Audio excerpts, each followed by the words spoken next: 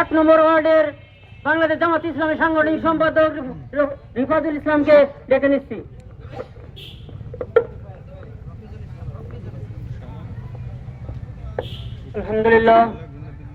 আলহামদুলিল্লাহ রাব্বিল আলামিন, আসসালাতু ওয়াসসালামু আলা সাইয়্যিদিল আমবিয়া ওয়াল মুরসালিন ওয়া আলা আলিহি ওয়া সাহবিহি আজমাইন। আম্মা বাদ, উপস্থিত জামাত ইসলামের বিভিন্ন পর্যায়ের নেতৃবৃন্দ, আমার সামনে উপস্থিত 9টা ওয়ার্ড থেকে আগত সম্মানিত কর্মী ভাইয়েরা, সম্মানিত সুধী মণ্ডলী, সবাইকে জানাই মোবারকবাদ সালাম। আসসালামু আলাইকুম ওয়া রাহমাতুল্লাহি ওয়া বারাকাতুহু।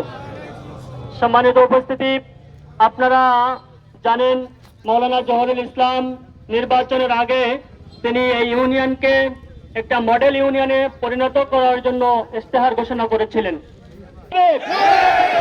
যে কথা বলা হয় তার আঙ্গুল ভেঙে বলা হবে। আপনারা যদি মনে করেন 24-এর আগের জামাত আর এখনকার জামাত সম্পূর্ণ ভিন্ন, আপনারা একটা নেতা কর্মীর গায়ে হাত দিয়ে দেখুন, তাদের বসত বাড়ি, তাদের বংশ উচ্ছেদ করে দেওয়া হবে। আমরা বিশ্বাস করি আগামীকাল থেকে এই কার্যক্রম ইনশাল্লাহ শুরু করা হবে। যদি কেউ এই কাজের দিকে নজর দেয়, আমরা জামাত ইসলামী বাংলাদেশ 7 নং সুবর্ণা ইউনিয়নের সকল জনগণকে সাথে নিয়ে আপনাদের মোকাবেলা করার জন্য প্রস্তুত। আমরা আমাদের সংক্ষিপ্ত আলোচনা শেষ করছি। আসসালামু আলাইকুম ওয়া রাহমাতুল্লাহ।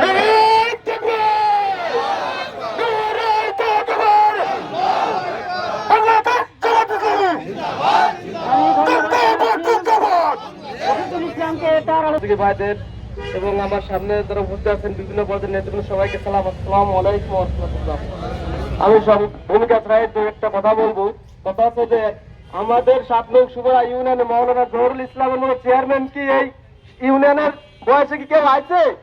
এরকম সব চেয়ারম্যান কি কেউ আছে এই 7 নং সুবর্ণা? রাখতে চাই যে 7 নম্বর সুবর্ণা ইউনিয়নে যতজন চেয়ারম্যান হয়েছে এই পর্যন্ত, আমাদের জহুরুল ভাইয়ের মতো এরকম নীতি আদর্শ নিয়ে কোন চেয়ারম্যান কি জনগণের সম্মুখে উপস্থিত হয়েছে?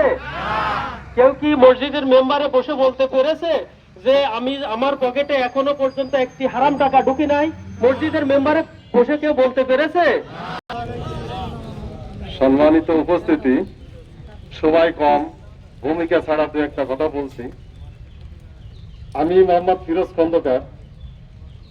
এই আমার সামনে উপবিষ্ট যে চেয়ারম্যান সাহেব,